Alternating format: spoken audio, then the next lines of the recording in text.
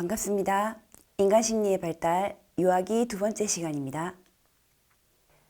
발달 심리학의 대표적인 이론을 학습할 때 비고츠키의 사회문화적 이론을 학습하였는데요.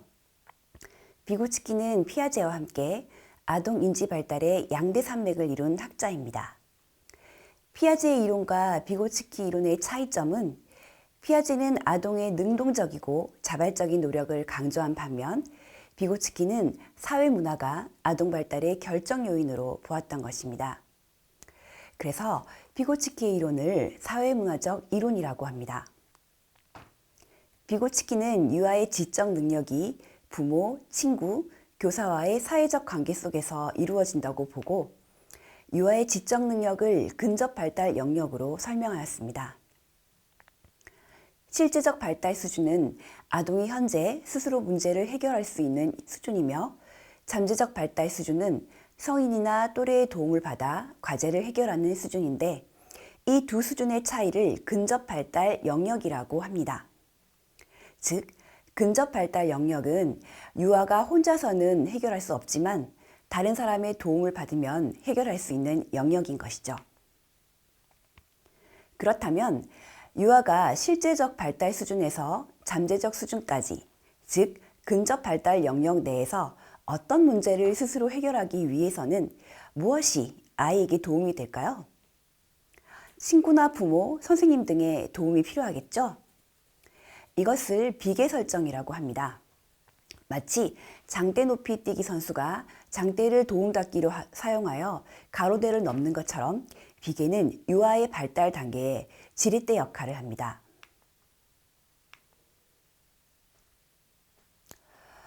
타인과의 상호작용에 필수적인 언어 습득은 인지 발달에서 매우 중요한 역할을 하는데요. 비고츠키는 유아와 부모의 언어적 상호작용이 인지 발달의 기초가 된다고 보았습니다. 특히 유아기에 혼잣말을 많이 하는 것을 볼 수 있는데요. 이것을 사적 언어라고 합니다.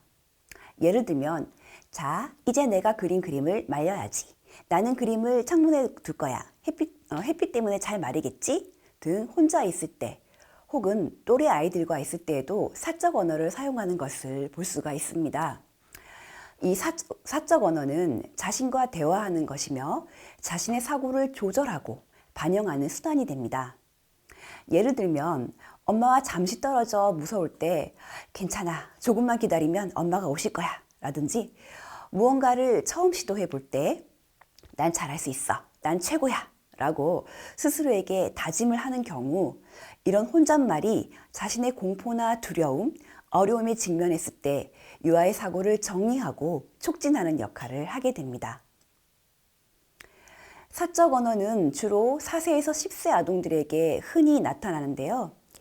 주로 유아기에 증가하며 5세에서 7세경에 절정을 이룹니다.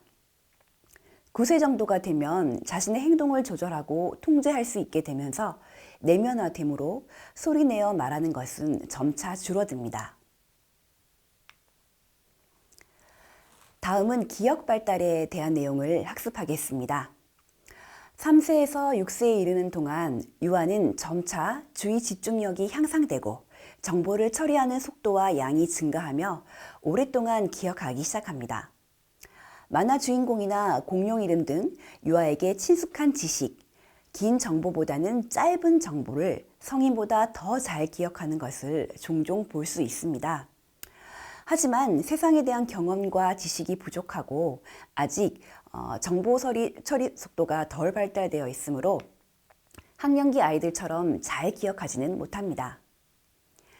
유아는 자신이 경험했던 것을 근거로 새로운 경험을 이해하려고 하므로 새로운 지식을 기억하는 것은 조금 어렵지만 연령이 증가하면서 점차 새로운 사건이나 지식을 복잡하고 세세하게 기억하기 시작합니다.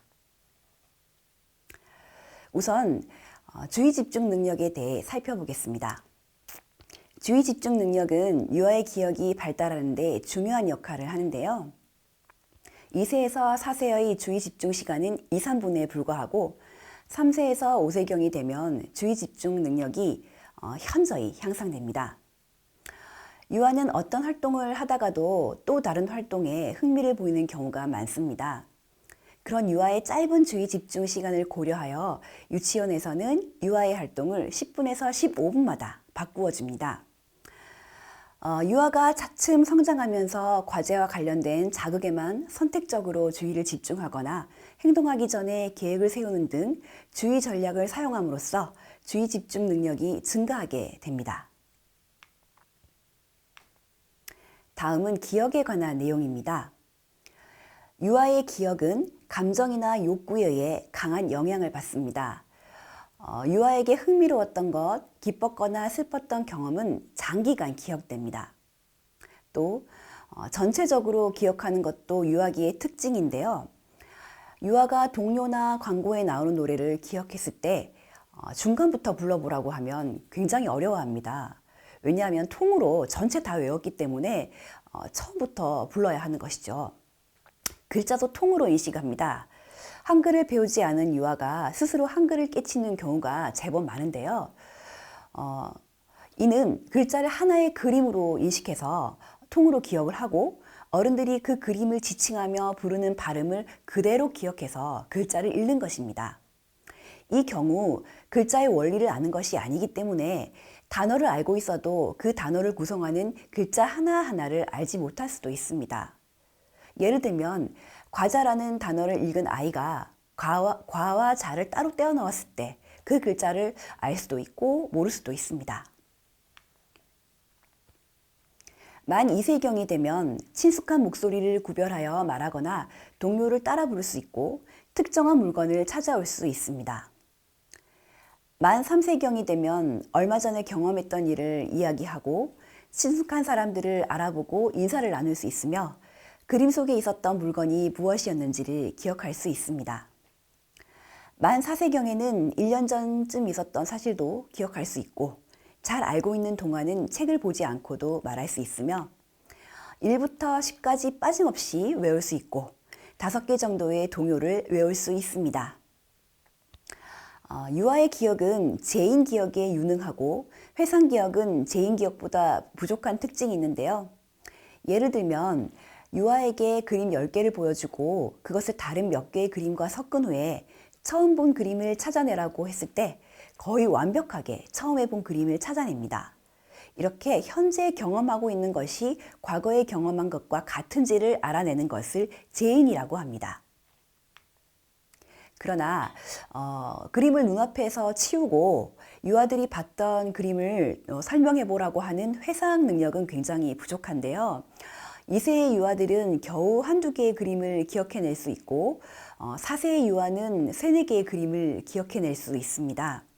여기서 회상이란 과거의 경험이 필요에 의해 다시 의식으로 떠오르는 것을 뜻합니다. 유아가 제인에 비해 회상이 어려운 이유는 무엇일까요? 유아는 기억 전략을 잘 사용하지 못합니다. 즉, 기억해야 할 정보를 여러 번 반복해서 암송하거나 서로 관련 있는 정보들끼리 묶어서 분류하여 기억하거나 정보 간의 관계를 연결해주는 기억 전략의 사용이 부족하기 때문입니다.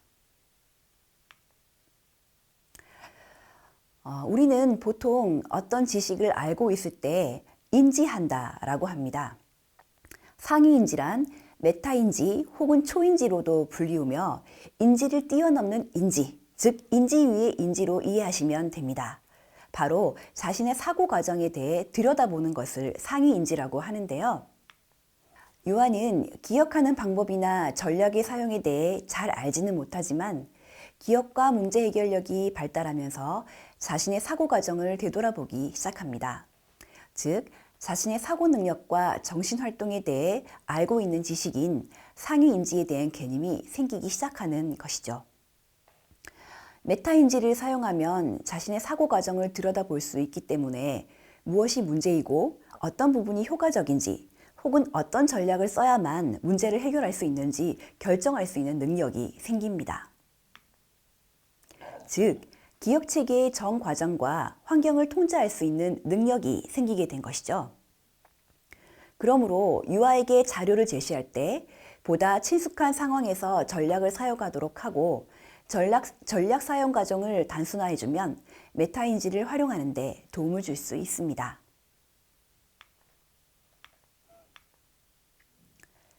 유아는 2세 말경이 되면 두 단어 문장을 사용할 수 있게 되는데요. 3세경이 되면 2개에서 4개 정도의 단어를 연결해서 문장을 만들어 사용할 수 있습니다. 이 시기의 언어의 특징은 문장이 짧고 간결하며 선언적인 특징이 있다는 것입니다. 예를 들면 나 우유 줘, 언니들 미웠어 등 조사가 생략되기도 하는 완전하지는 않지만 문장을 구성해서 의사소통이 가능합니다.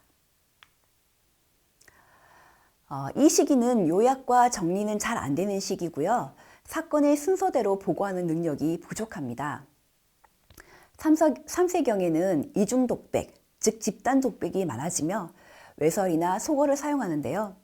이것은 어른들이 쓰는 외설, 속어라기보다는 방귀, 똥 이런 이야기들을 하면서 흥미를 보이고 깨르르 웃는 등의 반응을 보이는 것입니다. EBS의 방귀대장 뿡뿡이라는 프로그램은 이러한 유아의 특성을 고려하여 흥미를 주기 위해 구성된 캐릭터라고 볼 수 있죠. 그리고 이때는 자기가 알고 있는 단어를 기본으로 하여 새로운 말을 만들어내기도 하는데요.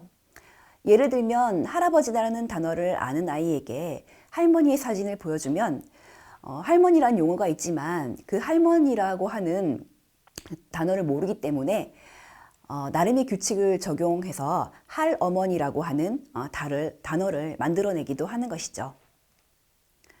4, 5세경이 되면 4, 5개 정도의 단어를 사용해서 문장을 표현할 수 있습니다. 예를 들면 엄마 공이 어디 있어? 나 배가 안 고파. 배고파서 밥 먹었어. 등의 좀 더 복잡한 문장을 사용할 수 있습니다. 또한 그런데, 그래서, 그리고 와 같이 접속어를 반복적으로 사용하는 경향이 있습니다. 5세에서 7세 유아들은 거의 어른처럼 말을 합니다. 상호관계나 비교에 의해 의미를 이해하는 관계어 이해 능력이 발달하게 되는데요. 특히 크다와 작다, 많다와 적다, 높다와 낮다 등과 같이 상대적 의미를 보여주는 대립관계어 이해 능력이 발달하게 됩니다. 5, 6세경이면 모국어가 기본적으로 완성된다고 볼 수 있습니다. 유아기에는 단어 습득이 빠른 속도로 이루어집니다. 그런데 상당수 단어의 의미를 어른으로부터 직접적으로 배우지 않았는데도 그것을 습득해 나가는데요. 이렇게 유아가 빠른 속도로 새로운 단어를 습득할 수 있는 이유는 신속표상 대응의 과정 때문입니다. 신속표상 대응이란 단어를 한 번만 듣고도 단어와 그 단어의 의미를 대응시킬 수 있는 것을 말합니다. 예를 들어 사과라는 단어는 알지만 과일이라는 단어를 모르는 유아에게 사과 그림과 귤 그림을 제시하고 과일이 어디 있나요? 라고 물으면 귤을 가리킵니다. 사과라는 사물은 사과라는 이름 하나만 가질 수 있다고 생각하기 때문에 과일이라는 이름은 귤이 차지한다고 생각하는 것이죠. 이런 식으로 유아는 새로운 이름과 낯선 대상을 연결시켜 어휘를 확장해 나갑니다. 과잉규칙화란 유아가 문법적 지식을 발달시키면서 나타나는 현상으로 문법을 지나치게 적용하여 나타나는 실수를 말합니다. 주격 조사를 과잉규칙화하여 엄마 이가, 선생님 이가로 사용하는 것이 그 예입니다. 미국 유아는 과거형이 단어 뒤에 ed를 붙이는 것이라고 배웠을 때 모든 단어에 적용하여 go의 과거형을 went가 아닌 goed로 표현합니다. 유아의 언어 발달 수준을 알아보기 위해 문장 내에서 기본 의미 단위인 형태소의 수를 통하여 문장의 길이를 살펴보는 평균 발화 길이가 사용됩니다. 평균 발화 길이는 문법적으로 정교하게 되는 것과 관련이 있습니다. 예를 들어 고양이 있다 라는 2개의 형태소가 연결된 문장에서 들이라는 복수를 나타내는 형태소가 더해지면 고양이들 있다 는 3개의 형태소가 연결된 문장이 되므로 형태소가 늘어나고 평균 발화 길이가 늘어납니다. 이렇게 유아는 개인의 차이는 있지만 보편적으로 발달 단계별로 순서대로 차근차근 언어를 익혀 나갑니다. 그런데 다른 아이들보다 말을 늦게 배우거나 뒤처지게 될 경우 지연 혹은 장애라는 말을 쓰는데요. 말을 늦게 배우는 것을 언어발달 지연이라고 합니다. 대개 남아가 여아보다 말이 늦는 경향이 있습니다. 아인슈타인도 3세에 말을 더듬더듬 하기 시작했고 7세가 되어야 겨우 읽을 수 있었다고 합니다. 언어발달 지연은 크게 문제가 되지 않지만 언어발달 장애의 경우 지적장애와 연관되어 있을 수 있으므로 전문가의 도움이 필요합니다. 언어발달 장애란 또래 유아와 비교하여 언어발달 과정이 현저하게 지체되거나 1년 이상 차이를 나타나는 경우를 말하는데요. 다른 발달에는 문제가 없으나 언어 발달에서만 어려움을 보이는 단순 언어 장애가 있고 지적장애, 청각장애, 자폐, 뇌성마비 중의 장애로 언어 발달 장애를 보이는 경우도 있습니다. 그러므로 1년 이상 또래 아이들보다 언어 발달이 지체된다면 전문가의 진단을 받아볼 필요가 있습니다.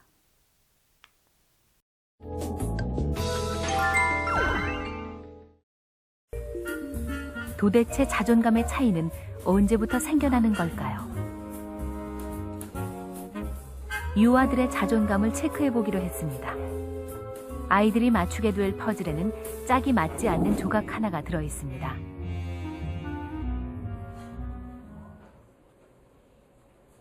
첫 아이가 들어옵니다. 이 정도의 나이만 돼도 아이들은 이미 자신만의 자존감이 형성된 상태. 퍼즐을 본 아이는 흥미를 보입니다.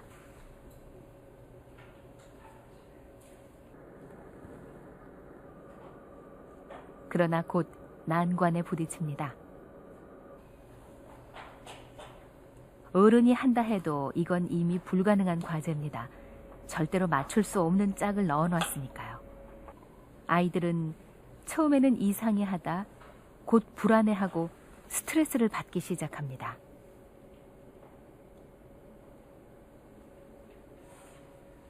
제한 시간 10분이 지난 후 선생님이 개입합니다. 지윤아, 미안. 선생님이 잘못된 조각을 줬어. 이 조각으로 한번 다시 해볼까? 이제야 해결이 됩니다. 네가 잠시 후 아이들에게 6개의 표정을 주고 과제를 마친 지금의 기분이 어떤 것인지를 골라보라고 합니다. 이것이 이 아이들의 자존감입니다. 3명은 기분 좋은 표정을, 3명은 좋지 않은 표정을 골랐습니다.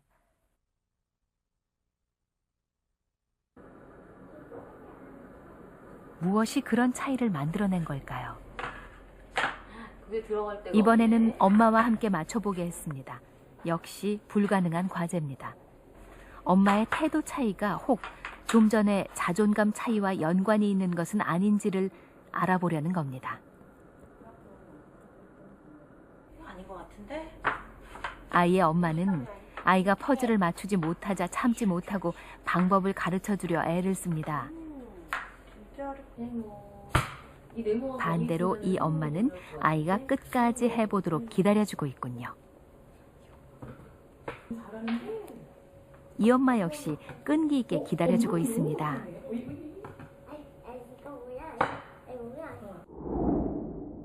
스스로 하도록 기다려준 두 엄마의 아이들. 그 아이들은 바로 조금 전 웃는 표정을 골랐던 그 아이들이었습니다. 양육 태도와 아이들의 자존감이 일치했던 겁니다. 자기 개념, 즉 셀프 컨셉이라는 단어는 자신이 자기를 어떻게 생각하고 받아들여지는지를 의미하며 자존감과도 밀접하게 관련이 됩니다. 자기 개념은 다른 사람들이 자신을 어떻게 이해하고 평가하는가에 의해 크게 영향을 받으므로 유아기 이전부터 발달하기 시작하지만 다른 사람과 사회적 관계를 맺으면서 더욱 구체적으로 형성됩니다. 초등학교에 들어가기 전까지의 자기 개념은 긍정적이고 낙관적인 경향이 있습니다. 학교에 들어간 이후 아동은 좀 더 현실적이 되고 구체적인 과제에서 어떤 수행 결과를 보였는지에 따라서 높고 낮은 자기 개념이 형성됩니다. 즉, 다른 사람과의 관계를 통해서 자기 자신이 유능하다고 믿고 사랑받고 있으며 없어서는 안 될 존재라고 여기면 긍정적인 자기 개념이 형성이 되고, 아동이 자신을 무엇인가를 잘 해낼 능력을 갖고 있지 않다라고 여기거나 부모나 다른 사람들에게 사랑받지 못하는 존재라는 생각을 하게 되면 부정적 자기 개념을 발달시키게 됩니다. 유아의 자기 개념 변화는 3단계로 이루어지는데요. 우선 첫 번째 단계는 유아가 자신에 대한 한 가지 차원에서 진술하는 단계입니다. 나는 강아지를 좋아한다, 나는 강하다 와 같이 논리적인 연결 없이 각각의 특징을 나열하는 수준입니다. 이 단계에서는 두 가지 감정을 동시에 가지는 것을 상상하지 못하며 현실 속의 자아와 자신이 되고 싶은 이상적인 자아가 다르다는 것을 인식하지 못합니다. 예를 들어 유아가 어린이집에서 우리 집에 강아지 있다 라고 이렇게 자랑을 했는데 알고 보니 집에 강아지가 없는 경우가 있죠. 이때 유아는 강아지를 기르고 싶은 것과 강아지를 기르고 있는 것을 구분하지 못하기 때문에 강아지가 있다라고 표현을 한 것이지 거짓말을 한 것은 아닙니다. 이때는 거짓말하지 말라고 야단을 쳐도 계속되고 나쁜 것이라고 인식을 하지 못합니다. 성장하면서 점차 사라지므로 크게 걱정하지 않아도 되는 것입니다. 2단계는 5, 6세경 유아가 몇 개의 자아 개념을 논리적으로 연결하기 시작하는 단계입니다.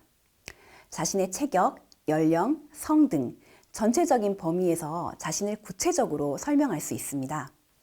여전히 긍정적인 자기 개념을 가지고 있고 자신이 어떤 영역에서는 부정적인 자기 개념을 가질 수 있다는 것을 의식하지 못합니다. 3단계는 유아가 자신에 대해 통합된 구체적인 자기 개념을 갖게 되는 단계입니다. 나는 축구는 잘하지만 숫자 계산은 잘 못해. 와 같이 자신을 매우 현실적이고 균형 잡힌 시각에서 묘사합니다. 자존감은 자기 자신의 가치에 대한 포괄적인 긍정적 혹은 부정적 평가를 의미하며 자신감과 같은 정서적인 반응을 포함합니다. 자존감은 자신을 묘사하는 유아의 인지적 능력의 성장과 관련이 있는데요. 5세에서 7세에게 자기 개념의 변화가 이루어지기까지는 자존감도 현실에 근거하지 않는 경향이 있습니다. 유아는 어른들의 긍정적이고 무비판적인 피드백을 그대로 받아들이는데요. 예를 들면 우리 땡땡이는 이 세상에서 제일 예뻐, 우리 땡땡이가 최고야 라고 칭찬을 해주는 경우에 이 시기의 유아는 정말 이 세상에서 제일 예쁘고 능력 있는 존재로 자신을 인식한다는 것입니다. 아동기에 가서야 부모의 사회적 가치와 기준을 내재화하여 보다 현실적인 자존감을 가지게 됩니다. 자존감이 높은 부모나 교사들은 전반적으로 비판보다 구체적인 행동에 대한 피드백을 주는 경향이 있습니다. 예를 들면 신발 거꾸로 신는 거 안 보이니? 도대체 언제 신발을 제대로 신을래? 이렇게 야단을 치기보다는 신발을 한번 신어봐. 왼쪽 신발이 오른쪽 발에 있네 라고 구체적으로 표현을 해줍니다. 예전에는 미운 7살이라는 표현이 있었지만 요즘엔 미운 3살이라고 이야기합니다. 생후 24개월 이후 유아는 의사소통이 가능해지고 걷고 뛰는 활동이 자유로워지면서 말끝마다 싫어를 외치고 제 고집대로만 하려고 하며 아무데나 드러눕는 등 말썽을 부리는데요. 서양에서도 이 시기를 terrible two라고 해서 끔찍한 2살이라고 표현합니다. 유아는 자신의 자율감을 표현하기 위해서 주어지는 모든 것에 저항하므로 부모의 말을 안 듣고 고집불통의 미운 아이가 되며 이것은 학교 가기 전까지 계속됩니다. 프로이드의 심리성적 발달 이론에 의하면 유아기는 학문기와 남근기에 해당됩니다. 학문기는 18개월에서 3세까지이고 남근기는 3세에서 6세까지입니다. 이전에 설명했듯이 학문기는 리비도가 학문 주위에서 집중하는 시기이고 배변 훈련을 하는 시기입니다. 자신의 배변 훈련을 시키는 부모에 대한 적대감과 부모의 사랑을 받으려고 하는 욕구의 갈등을 해결해야 하는데요. 부모가 배변을 너무 엄격하게 시키면 이 시기에 고착되어서 어지르고 무질서한 사람이 되거나 지나치게 깨끗한 결벽증, 완벽주의자의 학문기 성격이 형성될 수 있습니다. 적절한 대소변 훈련을 시킨다면 생산적이고 창의적인 사람으로 성장합니다. 남근기는 리비도가 성기에 머무르는 시기입니다. 5세경 초자아가 발달하면서 유아 스스로가 자신의 사고와 행동을 살피고 감시하기 시작합니다. 이 시기에는 남아는 오이디푸스 컴플렉스를, 여아는 엘렉트라 콤플렉스를 통해서 자신의 성 역할을 습득하고 성 정체성을 발달시켜 나갑니다. 유아는 자신과 다른 성의 부모를 소유하고 싶고 이러한 감정이 처벌받을 것이며 부모와의 사랑을 잃어버릴지도 모른다는 불안을 갖게 됩니다. 이런 불안을 해소하기 위해 같은 성의 부모의 행동과 도덕관, 가치관 등을 닮아갑니다. 이 시기에 자아가 약하여 원초와 자아 및 초자아의 조절을 잘 이루지 못하는 경우 유아는 성격 문제가 생길 수 있습니다. 유아기는 에릭슨의 심리사회적 발달 이론에서 자율성 대 수치 및 의심의 2단계와 주도성 대 죄의식의 3단계에 해당합니다. 자율성 대 수치심 및 의심 단계에서 2세의 유아는 혼자서 걷고 물건을 잡는 등의 신체적 기술이 발달하면서 주위를 활발하게 탐색하고 남의 도움을 받지 않고 행동하려고 합니다. 숟가락질도 컵으로 물을 마시는 것도 스스로 해보고자 합니다. 이런 행동을 할 때 허용하고 격려를 해주면 여러 가지 시도를 통해서 자율성이 발달됩니다. 그러나 너무 배변 훈련을 엄격하게 시키거나 과잉 보호로 스스로 행동할 수 있는 기회를 주지 않으면 수치심을 갖게 됩니다. 부모는 유아가 스스로 선택하고 행동하도록 함으로써 자신의 의지를 나타내는 자율성을 잘 형성해 가도록 적절한 도움을 주어야 합니다. 3단계 주도성 대 죄의식의 단계는 유아가 자신감 있는 자아상을 발달시키고 자신의 정서를 효과적으로 조절하며 새로운 사회적 기술을 습득하는 시기입니다. 유아가 자율성을 획득하고 나면 부모와 떨어져도 안전하다는 것을 느끼게 되는데요. 이 단계에서는 좀 더 진취적으로 목적의식을 가지고 행동하게 됩니다. 이 시기에 부모와 가족이 자유롭게 움직이고 탐색과 실험할 수 있는 자유를 허용하며 질문에 충실히 답해줄 때 주도성이 발달하게 되며 활동을 제한하거나 간섭하고 질문을 귀찮게 여기면 죄책감이 형성됩니다. 유아기에 발달하는 중요한 능력 중에 하나는 감정을 조정하고 다른 사람의 감정을 이해하는 능력입니다. 유아기에는 대인관계의 폭이 넓어지고 다양해지므로 감정에 대한 조절 능력을 발달시키는 것이 자신의 행동을 통제하는 데 도움이 되며 다른 사람과 잘 어울려서 지낼 수 있는 능력이 발달합니다. 유아는 자신의 감정에 대해 이야기할 수 있지만 다른 사람의 감정을 이해하지 못하거나 자신과 다른 사람의 감정이 다르다는 것을 구별하지 못합니다. 또한 정서를 유발하는 다양한 원인을 동시에 고려하지 못하고 확실한 한 가지 원인에 초점을 두어 생각을 합니다. 예를 들면 4, 5세의 유아는 고장난 자전거와 함께 행복한 얼굴을 한 아이의 사진을 보면 여러 가지 원인들을 생각하지 못하고 단순히 제가 자전거를 좋아하니까 행복한가 봐요 라고 말하는 것이죠. 또한 유아는 감정이 욕구와 관련되어 있다고 생각하는데요. 이를테면 사람들이 갖고 싶은 것을 가지면 행복하고 원하는 것을 얻지 못하면 불행하다고 생각하는 것입니다. 이 시기에는 부정적 정서에 대처하는 능력도 발달시키게 되는데요. 불쾌한 장면이나 경험에 직면했을 때 유아는 불쾌한 장면에서 관심을 돌리거나 즐거운 생각을 하려고 노력함으로써 부정적 정서를 조절합니다. 예를 들면 불쾌한 소리를 듣지 않기 위해서 눈이나 귀를 막는 등의 전략을 사용하는 것이죠. 유아의 정서 발달에 영향을 미치는 요인은 유아의 선천적 기질, 가정과 유치원에서의 적응, 또래 친구와의 상호관계 형성 등 다양한데요. 특히 부모와의 상호작용이 매우 중요합니다. 어머니와 안정애착이 형성되고 감정에 대해 자주 대화를 나누는 유아는 정서를 잘 이해하며 부모가 사용하는 비슷한 정서 조절과 비슷한 전략을 사용함으로써 스트레스 관리 능력을 강화시킵니다. 다음은 도덕성 발달에 대한 내용입니다. 도덕성 발달의 대표적인 학자는 피아제와 콜버그인데요. 인지가 발달하면서 도덕성이 발달한다고 하였기 때문에 인지 발달과 관련이 있습니다. 우선 피아제의 도덕성 발달 이론입니다. 피아제는 도덕성 발달이 인지 발달과 병행해서 진행된다고 주장하면서 인지적 성숙과 사회적 경험이 도덕성 발달을 가져오는 중요한 요인이라고 설명하였습니다. 피아제는 5세에서 13세 아동들에게 두 가지 이야기를 제시하였습니다.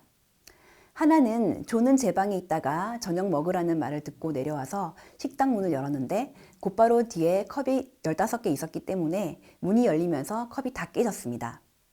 조는 문을 열 때까지 그 사실을 알지 못했다는 이야기고요. 다른 이야기는 헨리는 어머니가 외출하고 없을 때 어머니 허락 없이 과자통에서 과자를 먹으려 하다가 그 옆에 있는 컵 한 개를 깼다는 이야기입니다.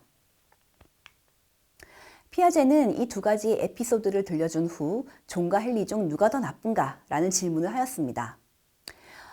이 질문에 대한 답변 수준, 규칙이나 정의, 의도성에 대한 이해, 벌에 대한 태도 등에 대한 질문 및 답변을 근거로 아동의 도덕성 발달 단계를 전도덕성 단계, 타율적 도덕성 단계, 자율적 도덕성 단계의 3단계로 구분하였습니다. 전도덕성 단계는 4세까지의 유아가 해당되는데요. 인지 발달이 이루어지지 않아 규칙을 이해하지 못하고 도덕적 판단을 할 수가 없습니다. 타율적 도덕성 단계는 5, 6세의 유아가 해당되며 아직 다양한 정보를 바탕으로 도덕적 판단을 하지 못하므로 두드러진 특성이나 결과적으로 드러난 사실에 기초해서 판단하려는 경향이 있습니다. 존과 헨리의 사례에서 의도적으로 나쁜 행동을 했던 헨리보다 결과적으로 더 많은 컵을 깬 존이 더 나쁘다고 대답했는데요. 이것은 컵은 깨면 안 된다라는 외부의 규칙에 의한 행동의 결과에 따라 옳고 그름을 판단하는 타율적 도덕성 단계이기 때문입니다. 7세 이후의 도덕성 발달 단계는 자율적 도덕성 단계입니다. 이 단계의 아동은 규칙이나 질서가 다른 사람들과의 협의에 의해서 결정된다는 것을 이해하고 다른 사람들과의 상호작용을 고려하여 행동의 결과보다는 의도를 파악하여 옳고 그름을 파악합니다. 이 단계의 아동은 규칙이 절대적인 것이 아니고 사람마다 다른 규칙을 가지고 있을 수 있으며 사람들과의 협의에 의해 바뀔 수 있음을 알게 됩니다. 콜버그의 도덕성 이론은 4주차 1차 시에서 언급을 하였는데요. 하인즈의 딜레마를 통해서 도덕성 발달 단계를 6단계로 나누어서 설명했습니다. 유아기는 콜버그의 도덕성 발달 단계 중에서 전인습적 수준의 1, 2단계에 해당되는데요. 처벌과 복종 단계인 1단계에서는 유아의 행위 결과가 벌인가 칭찬인가 또는 행위를 강요하는 사람이 누구인가에 의해서 선악이 판단됩니다. 즉, 처벌을 피하기 위하여 규칙에 순종하는 단계로 권위자의 벌을 피하고 권위에 순종합니다. 나쁜 행동을 한 친구를 고자질할 것인가 말 것인가 라는 질문을 받는다면 유아는 차라리 말하겠어. 그렇지 않으면 매맞을 거야 라고 말을 합니다. 2단계에서는 유아 자신의 필요나 욕구, 다른 사람의 욕구를 충족시켜주는 행위이면 옳다고 생각합니다. 자신의 욕구 충족이 도덕 판단의 기준이 되며 욕구를 나누고자 하는 동기는 있으나 자신의 욕구 충족을 우선으로 생각합니다. 이 단계에서는 도구적 상대주의가 나타나는데 도구적 상대주의란 개인적이고 주관적인 입장에서 도덕성을 판단하는 것을 말합니다. 2단계에 있는 유아는 위의 질문에 대하여 다른 아이들과 지낼 수 있도록 고자질하지 않겠어요? 라고 대답을 합니다. 다음은 가족과 또래의 영향에 대해 알아보겠습니다. 유아를 둘러싼 물리적 환경은 유아의 인지 발달에 매우 중요한 역할을 합니다. 장난감과 책이 많은 환경에서 자란 유아는 지적 발달이 잘 이루어지는데요. 따뜻하고 애정을 표현하고 언어와 지적인 자극을 주고 주변 환경을 유아가 흥미로워하는 것들로 조성하는 부모 아래에서 자란 유아는 사회적으로 성숙한 행동을 하는 것으로 알려져 있습니다. 특히 부모의 양육 태도가 유아의 발달에 매우 중요한데요. 권위적인 부모는 일관성 있게 지시하며 자녀의 반발을 억제하는 엄격한 통제 방식을 사용합니다. 자녀에게 독립심과 성숙한 행동을 요구하면서 부모의 말을 따라야 하는 이유를 충분히 설명하기 때문에 이 경우 가장 심리사회적 발달을 잘하여 사회적 기술이 높고 인지적 능력도 비교적 높습니다. 독재적인 부모는 절대적인 기준에 따라 자녀를 통제합니다. 이 경우 기준을 강요하며 왜 따라야 하는지 설명하지 않기 때문에 그 자녀는 부모에게 저항할 수 없으며 예민하고 우울한 경향을 보입니다. 인지적 능력이나 사회적 기술에 있어서도 평균이거나 그 이하를 보입니다. 부모가 허용적인 양육 스타일을 가지고 있을 때 통제나 처벌을 거의 하지 않고 책임감이나 예의 범절과 같은 성숙한 행동도 요구하지 않으며 자녀 스스로 행동을 조절하도록 합니다. 이런 경우 자녀는 자기 통제가 부족하고 충동적인 경향을 보였고 사회적 기술에 있어서도 평균 이하를 보였습니다. 무관심한 부모는 자녀에게 기대와 반응을 보이지 않고 자유방임적입니다. 이러한 부모의 자녀는 목표와 동기가 없고 자기 통제가 어렵습니다. 허용적인 부모와 함께 무관심한 부모의 양육 방식은 자녀에게 해로운 영향을 미칩니다. 유아는 성장하면서 유치원에 입학하고 사회적 접촉의 범위가 가정에서 또래 집단으로 확대됩니다. 이때 소꿉놀이, 병원놀이 등의 가상놀이를 시작합니다. 어린아이들이 여보세요 라며 전화통화를 하는 흉내를 낸다든지 인형을 등에 업고 엄마놀이를 하거나 인형에게 밥을 먹이고 주사를 놓는 등의 놀이 등이 가상놀이입니다. 또한 유아기는 사회성 발달의 최적 시기이므로 스스로 자유롭게 활동할 수 있도록 해야 합니다.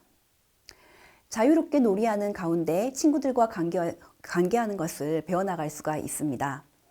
유치원에서는 전체적인 대집단 놀이 시간과 자유로운 놀이를 골라서 활동할 수 있는 소집단 놀이 시간의 균형을 고려해서 안정감 속에서 점차 유아가 혼자서 스스로 진행하며 놀이에 몰두하도록 이끌어야 합니다.